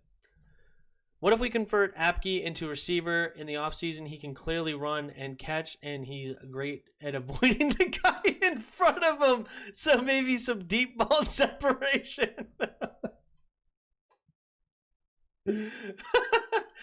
That's a classic, Waspus. That's a classic. What if we convert... I'm going to read it again. What if we convert Apke into a wide receiver in the offseason? He can clearly run and catch, and he's great at avoiding the guy in front of him. So maybe some deep ball separation. That is awesome. I wish I could like a... Can I? What is this? Report? I need a report for being too funny. No, I wish I could like it. That's funny. How dare he ask to wear Sean Taylor's number, not playing like that? I know, right? He need to go $84 million worth of garbage going down the drain. Apke sucks. He can't do it. He can't do nothing. If anything, put him in kick return. True. He was supposed to come back in week 3. Okay, I gotcha. Yeah, right now Over the Cap has him as a $9 million cap hit in the injured reserve, so that's why I couldn't find him. But I don't know much about Daniel Hunter at all. I'm not going to lie to you. So I don't have an opinion on what to do with Daniel Hunter. I've never thought in a million years I'd be talking about Daniel Hunter for 5-10 minutes on my podcast. Not what I expected to do, especially when he didn't even play today. That's hilarious. But yeah, and it's really, it sucks that freaking Dwayne Haskins took number 7, right? Joe Theismann's number, and it seems like he's flopping out. And it's, that was a thing in the beginning too, because it's like when Joe Theismann talked to him, and he's basically like, "Hey man, look, number 7 already has a lot of history behind it in my name for the Washington Redskins. Why not take another number and start your own legacy and not live in number 7's shadow?" And he basically said, "Yeah, I don't care about that. I want number 7." And it's kind of an ego thing, and I don't like it, to be honest. It's something that you don't think about if Haskins is playing well. You don't care about that, but because he's not playing well, it's something that it's a knock against him, in my opinion. We get a quick dub against the Giants. That's 2-4, 2 divisional wins. Yeah, we'll be number 1. Woohoo! We'll be number 1 in this horrible division. Our division is bad. The NFC East is some trash. Dallas almost lost to the Giants. It came down to a last-second field goal to the Giants. 37-34. The Giants. It's bad. Eagles has the Ravens next week. That's an L. Agreed. And then, what do I do with Juju? What did he do today against the Eagles?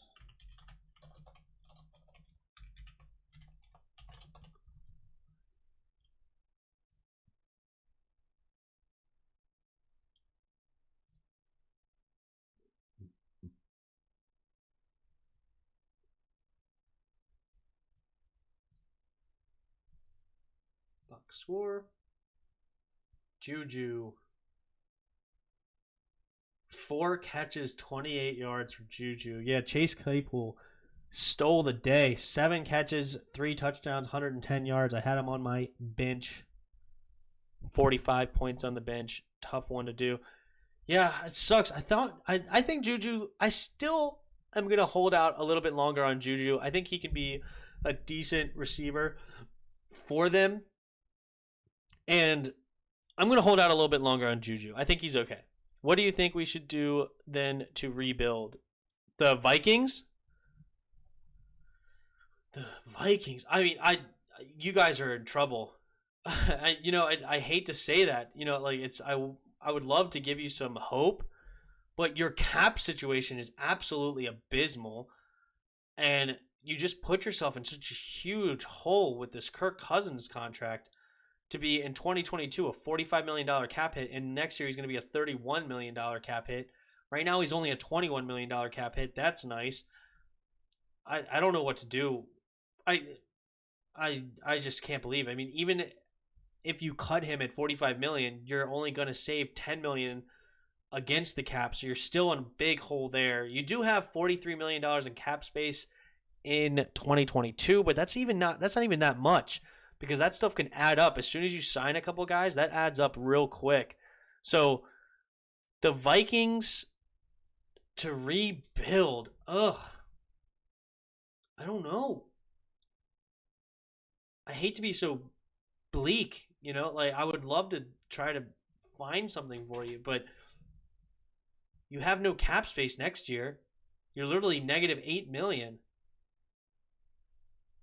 You're kind of in a position where you needed to win now, and obviously that's not going to happen at 1-4 in a division like the Green Bay Packers. So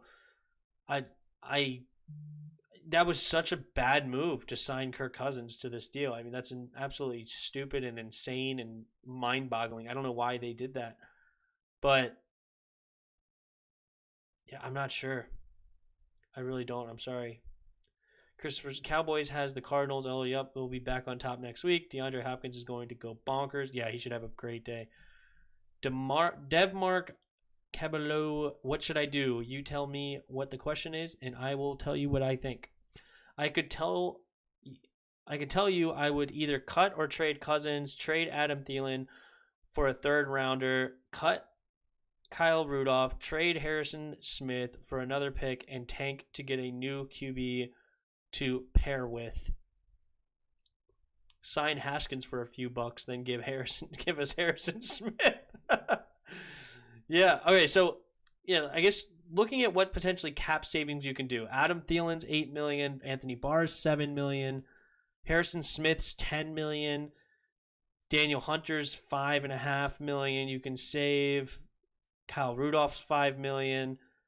Riley Reef is 11, almost 12 million cap space.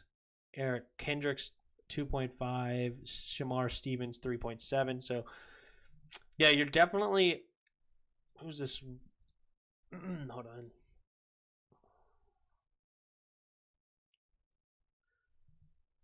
Yeah, you're probably gonna have to get a new left tackle. I would probably draft a left tackle and cut Riley Reef.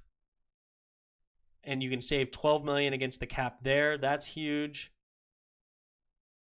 You're not drafting a quarterback because you're paying your quarterback way too much money. So quarterback's off the table. You have Kirk Cousins. That's what you have. So I would probably try to go get a cheaper, younger left tackle because Riley Reef is 32 years old as of this moment. Harrison Smith, yeah, you may end up having to try to restructure with him or getting him off the books because what is Harrison Smith's age right now?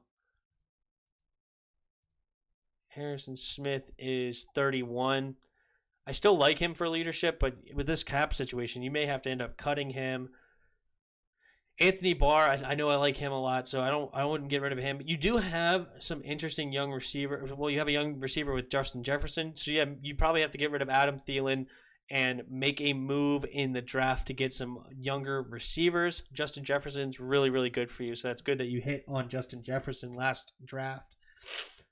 So yeah, I would definitely get rid of Adam Thielen. I think I'm getting rid of Harrison Smith. I'm getting rid of Riley Reef.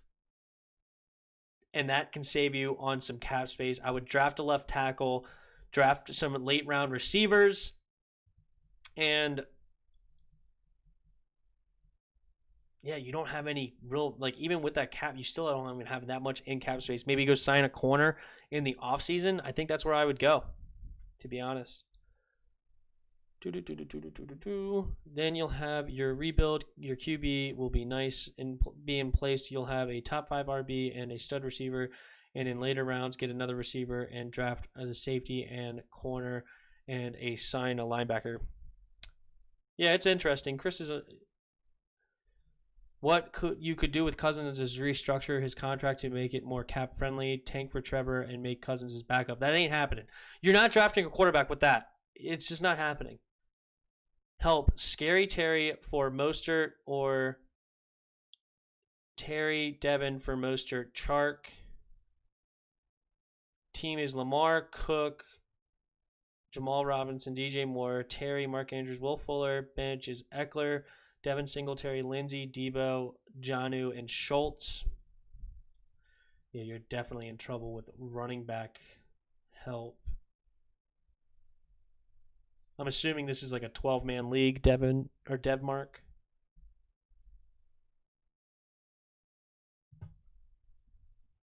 Your receivers will then be DJ Moore, Terry, Will.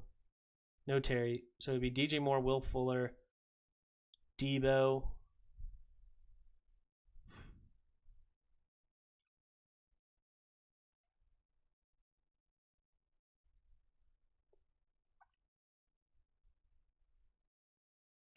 If you can get Mostert and Chark for Terry and Devin Singletary, I would definitely do that if I was in your case. I would 100% do that. That would be a great move for you. I'd also be curious on who's on your waiver wire. You don't need that many tight ends. Maybe you can trade a tight end. Maybe you can get a low-end running back for a tight end from somebody, for one of your tight ends. You have 3 decent tight ends. You know, like maybe you can get rid of Mark Andrews and keep Jonnu Smith, and Mark Andrews might be able to get you some yield in a trade. So I would be looking to trade my tight end if I were you. That's what I would do. I would try to keep your receivers because your receivers are not that good already. They're okay. They're not terrible. But I think you want to keep the depth that you do have, and I would trade one of your tight ends. All right, that's what's going on. No time soon. Yeah, Terry's not going anywhere. Exactly. 10-man PPR. 10 man? Oh, jeez. Yeah, you drafted Lamar early, so that hurt your situation there. But I mean, you did draft Cook and Eckler. I mean, those are really two good running backs. It's just unfortunately they got hurt, and that also and then since you drafted Lamar early, you did not get a top tier receiver, so that hurts. I would get rid of your. I would try to get rid of a tight end and see if somebody would give you maybe a low to mid running back situation. Go to somebody with a lot of running backs and hopefully they don't have a tight end. That's what I would try to do. To be honest, you could get rid of Cousins. There are teams that would trade for him. No, there's not. Not with that contract. You're not getting rid of Cousins. Cousins is yours for the next couple of years. You're not getting rid of him. It's unfortunately. Try and pick up Devontae Freeman. Devontae Freeman right now is on the Giants. So I don't. As far as fantasy, yeah. I mean, if you can get Devontae Freeman, that's awesome. But I doubt that he's available. But in the same time, 10-man PPR, there's probably a lot out there on the free agency that I would look into. You know, Madison might be an option for you to get on the waivers. So that's something I would definitely look at is trying to get Madison if he's out there. But yeah, I would try to get rid of one of your tight ends. That would be my suggestion.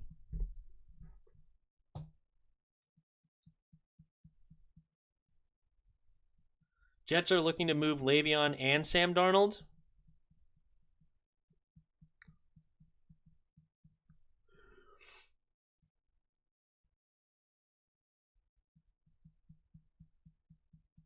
I don't want Le'Veon. His contract's too big. Sam Darnold's... I don't know about Sam Darnold. Honestly, it was the worst contract agreement we've done. It's insane. I don't know what you guys are seeing in Kirk Cousins. Like, I don't know. I don't know what he's like. I know he's a good dude. You know, he's a good locker room guy to have on your team. He's a wholesome guy. He's a good guy, right? And he's an okay quarterback. But I guess he's a guy that can lead your team as far as somebody that's not a locker room cancer at all. He can get the people around him, but he's just not good enough to pay that much money, in my opinion. No, I'm not saying we should trade or take him. I'm saying they're there. Yeah, I think Le'Veon should go to. I would love to see Le'Veon Bell in a Rams uniform. I think Le'Veon Bell would be fantastic in a Rams offense. That's where I think he should go. Sam Darnold, yeah, I mean, that's somebody that maybe the Bears are looking at, or maybe Pittsburgh would like him as their backup to Big Ben and potential successor. I don't mind that at all. So, yeah, I think that's where I'll go. And maybe, no, Sam Darnold would be really good in the Patriots uniform, I think. No, but the Jets wouldn't trade him to the Patriots, would they? I think that's a perfect situation for Sam Darnold is to go to the Patriots. Hello, RG3 is a free agent after this year. Yeah, he may sign with the Ravens again. I think they like him as a backup to be able to run a similar style to Lamar. I think they like him in the locker room. I don't think he's being a problem in the locker room, and I think Lamar likes him as well. So RG3 will re-sign with Baltimore, I believe. Nope, Haskins to the Bears. I would love that. As I said, if we could make that trade, that would be good.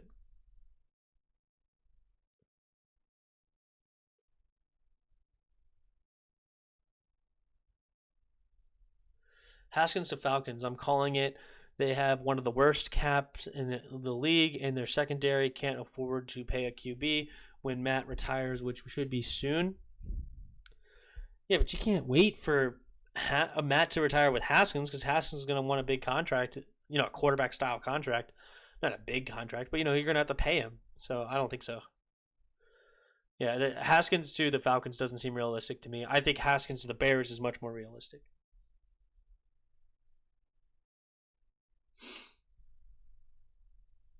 It's no worse than the trade they made for Mitch Trubisky. That was hot garbage. The worst trade I've ever seen. No, the worst trade I ever seen. This is a funny one. I'm going to give you guys a minute.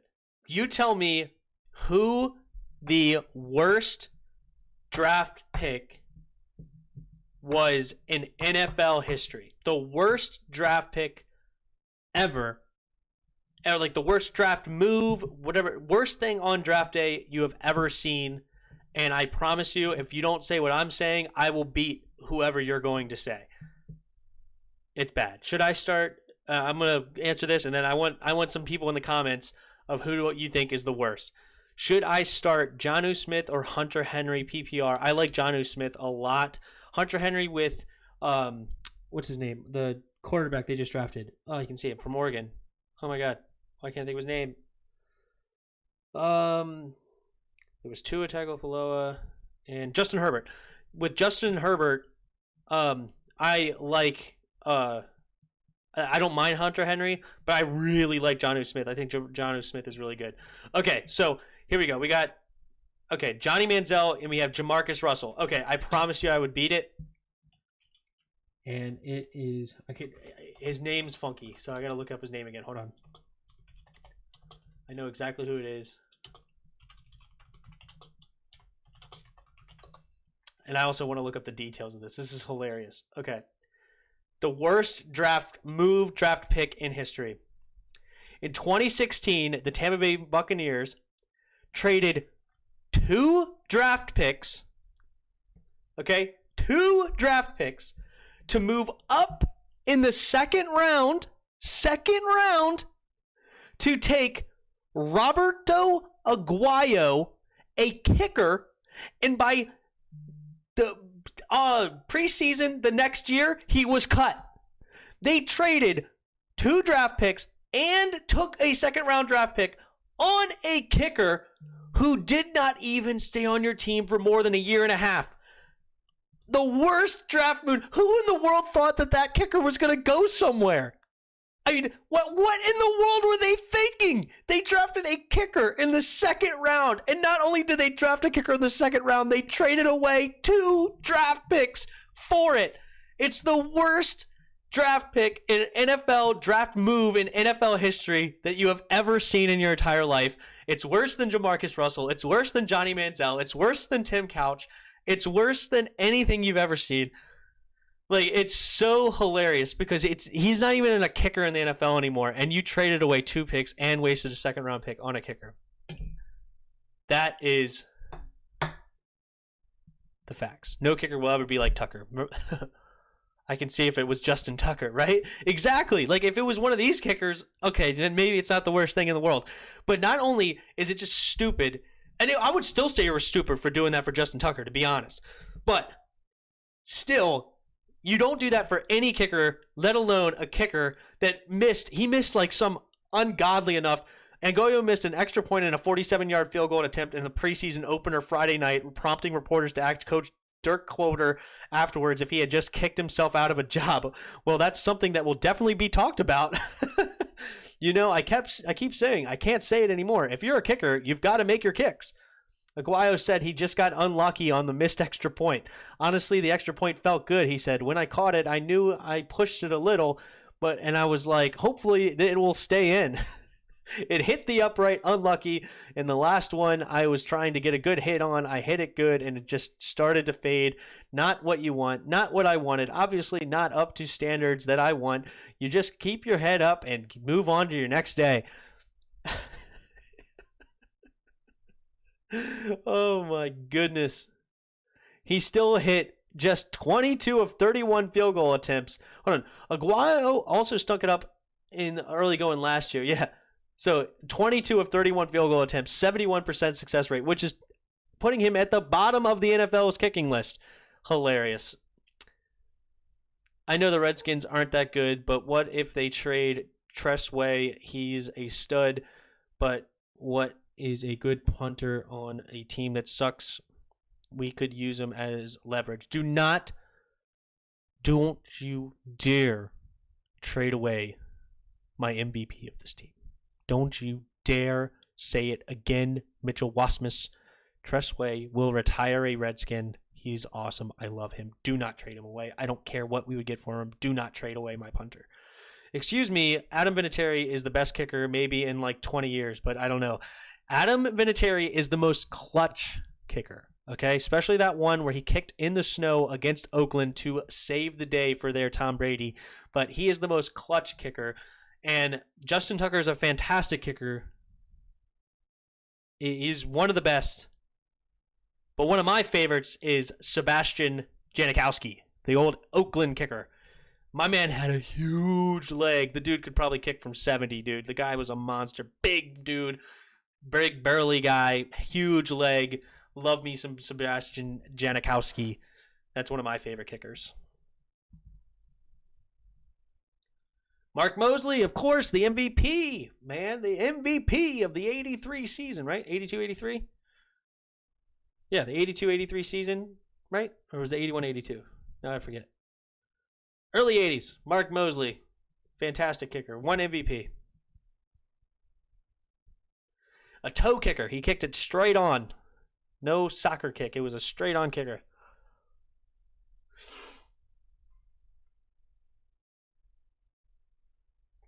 In college, we had a toe kicker at my school, Rockford University. We had a guy, he had the special cleat with the special boot on it, and he would kick it straight on. He was okay.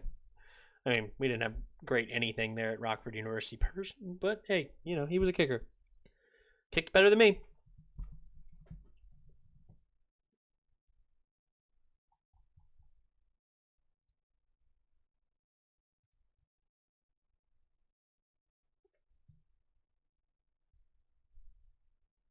Oh, well, Morgan Moses is the worst right tackle in the league. That's not true, but he's not great.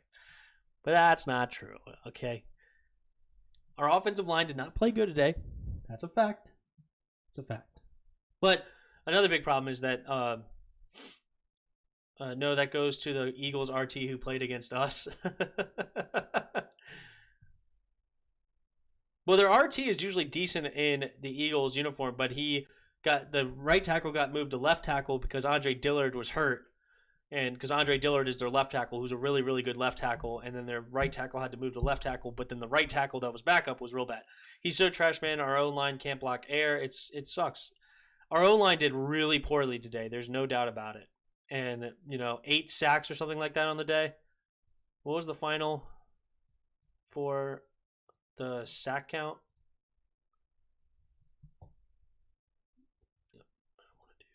NFL scores. God, did you guys see? Okay, I know you guys heard that Dak Prescott got hurt, but did you see the play that he got hurt?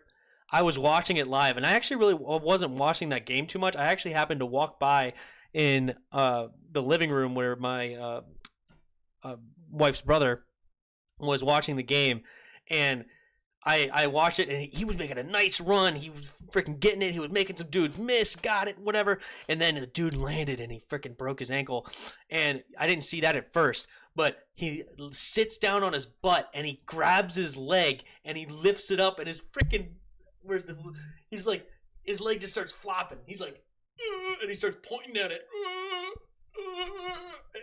It was so disgusting. I started screaming, "Oh no! Oh no!" My wife in the other room was like, "What's wrong? What's wrong? What's wrong?" And I was like, "Nothing. It's just a dude got hurt." But yeah, it was brutal watching that injury. But we can go back to the football team.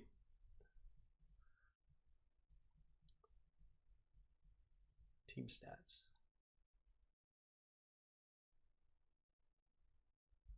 Yeah, sacks on the day, box score.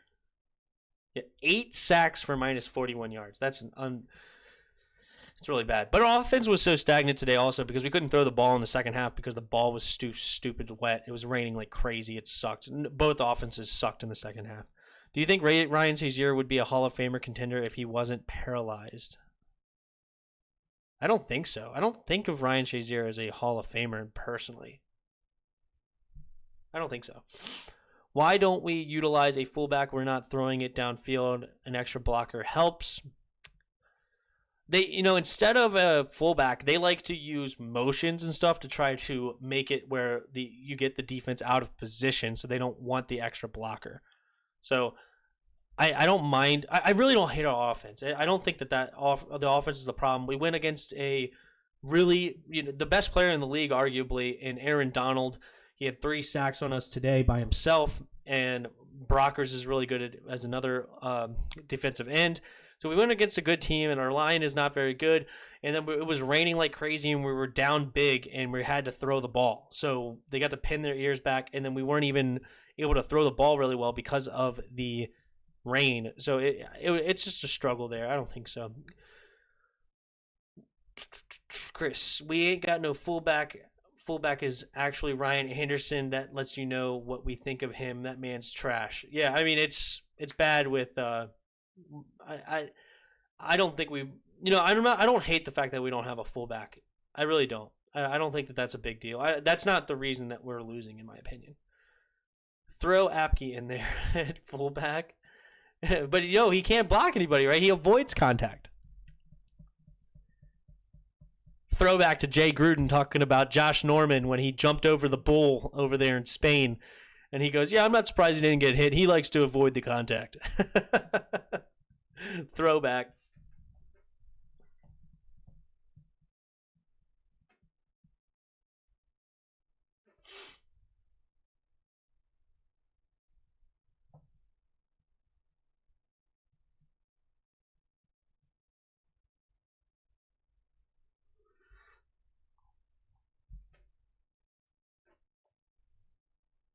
Montez Sweat is good. I wanted to draft him at number 15 that year. I'm so glad that we traded up to get him. I wish we didn't have to trade up because then we got rid of another second-round pick. But I love Montez Sweat, and he's fantastic. Another 4-4 guy at the defensive end. I love him. How are you a linebacker and play fullback? They're comparable position. They meet in the hole. They block each other. It's not that far off. I mean, that's kind of they're very similar, right? They try to hit the holes and they hit them hard and they freaking try to knock the other dude's head off. It's very similar. That's why.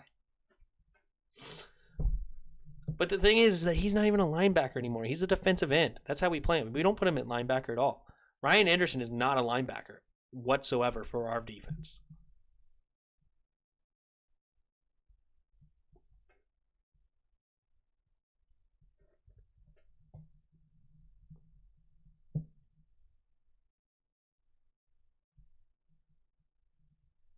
He gets more play time than I actually want him to, believe it or not, Chris. He's on the field more than I would like him to.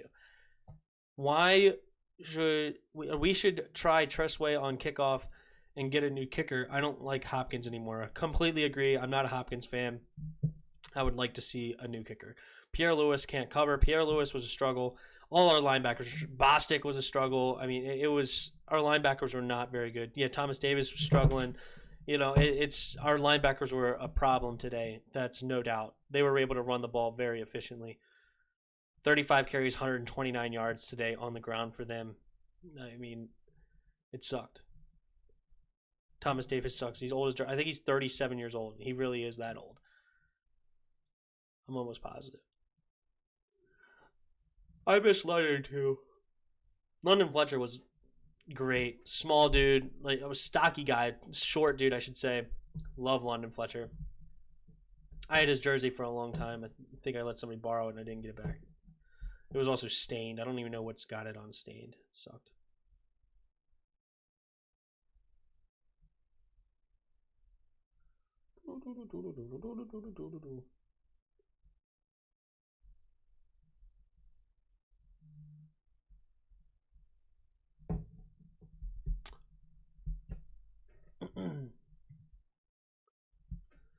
Holy moly, it's 1 a.m. Been almost 2 hours. I got work in just a few hours here.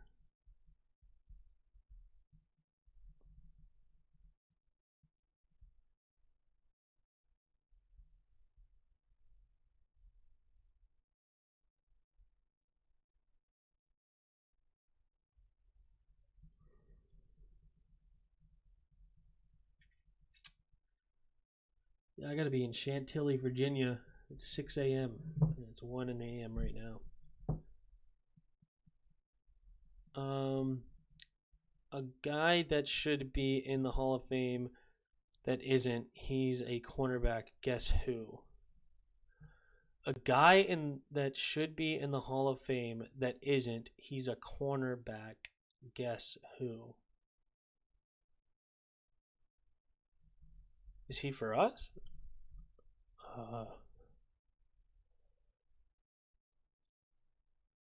D'Angelo Hall? You think D'Angelo Hall? I don't think that's the guy that he's talking about. Dante Hall might be in the Hall of Fame. He played for the Eagles and Patriots. Played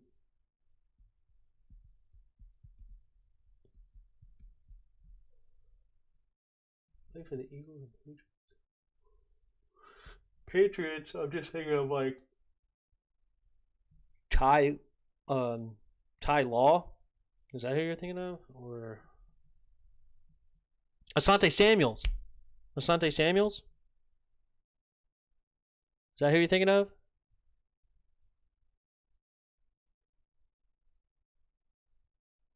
Yep, I said it. Haha. Asante Samuels.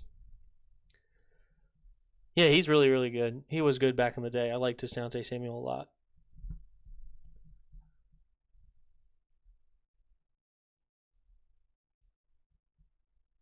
Who do you think was the fastest NFL player to play the game?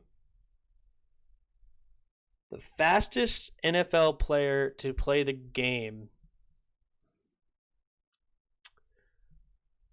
I mean, somebody who was ridiculously fast that you may not know Joshua Mills is a Redskins player, Darryl Green. Darryl Green was a ridiculous fast player that he played for the Redskins. He ran down a lot of people that would be surprised. Who was the running back for Dallas before Emmitt Smith? They had another guy that he ran him down easily. Dry Archer. I'm not familiar with that guy at all.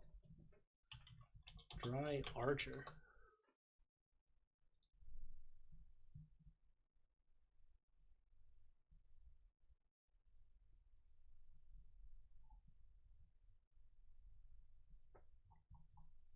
Have you seen his punt coverage play where he chased the guy 40 yards? You talking about Darryl Green? Yeah, Darryl Green, he chased down a lot of guys that you would be... Dre? No, it says Dry Archer. D-R-I Archer. Dry Archer or whatever. Unless they call him Dre, that's kind of weird, I think. But what was his 40-yard dash? I'm kind of curious now. But Darryl Green apparently run an unofficial 3.9. Dre Archer, that's weird. It's D-R-I Archer. What in the world? 4.2 second 40 time. That's freaking flying. Like Trey? Or Tree? Oh, it's Dree. I see what you're saying. Dree Archer. Okay. I thought you were saying Dre. But no, okay, like Tree. Got it. That's why you put the multiple E's. Got it. Okay, that makes sense. Dree Archer, man. Okay. 4.26 second 40. I mean, that's flying, no doubt. John Ross is a flyer. Man, Tyreek Hill is really fast too. Lamar Jackson's fast, but I don't think he's necessarily the fastest. Michael Vick was super fast back in the day. Brandon Banks was fast. Brandon Banks.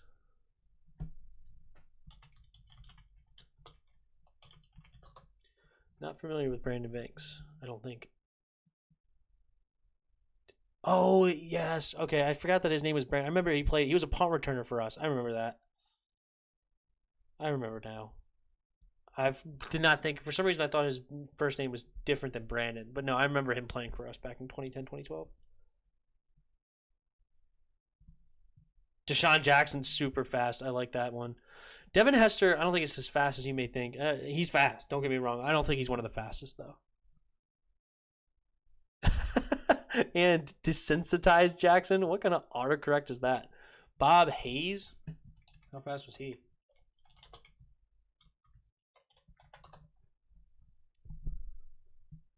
Oh, wait. Is this guy the slowest of all time?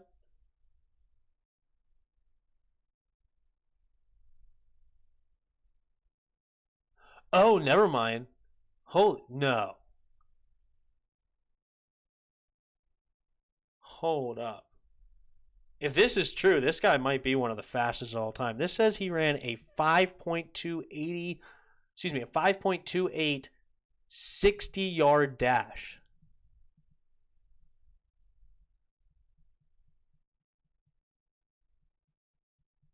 Yeah, he would be the fastest player if that is proven to be a fact. 5.28 60-yard dash is just stupid. The only person on Madden with 100 overall speed is Devin Hester. What did Devin Hester even run in the 40? Like, I know he's an amazing returner. He ran a 4.41. I know he was fast, and he's probably faster on the field than when he ran. But I don't think Devin Hester was. You can't go off Madden ratings, man. Come on, Madden ratings, really? We talking about Madden? We talking about Madden? Samuel Adams? I don't remember this name.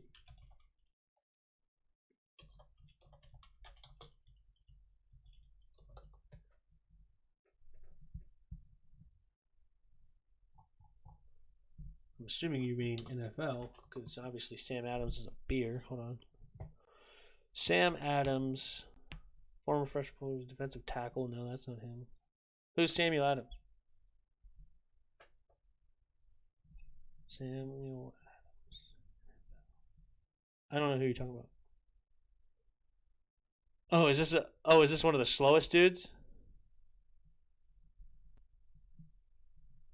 He looks huge. Oh my god, that's a mountain. Oh, fuck Josh Morgan. Don't ever bring up Josh Morgan again in my chat. Fucking hate Josh Morgan. I was at that game where Josh Stupid Morgan threw the frickin' ball at Cortland Finnegan in St. Louis. I was there. I went to school up in Northern Illinois. It was a 5-hour drive. I bought tickets because they were like less than $20 a ticket. I was like, oh, I'm going to that. That's a fact. So I hopped in a car, went all the way down there. It was a good game. We ended up losing this game 31-28 because fucking Josh Morgan. I hate Josh Morgan. Yeah, Bob Hayes won world records in the Olympics for his speed. You might be right. I mean, that was an intense 5.28 60-yard dash is ridiculous. I didn't know people could run that fast.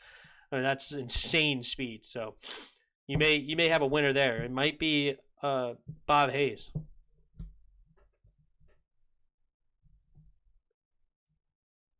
Awesome. Well, thanks, guys. Thanks for sticking around. I got to get to bed. And as I said, I got to work in just a few hours. But I will be back tomorrow night for Monday Night Football. We have, double check, I believe it's the Saints.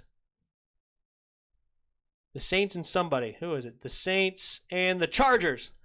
We will see Justin Herbert live in the flesh for the first time on the channel.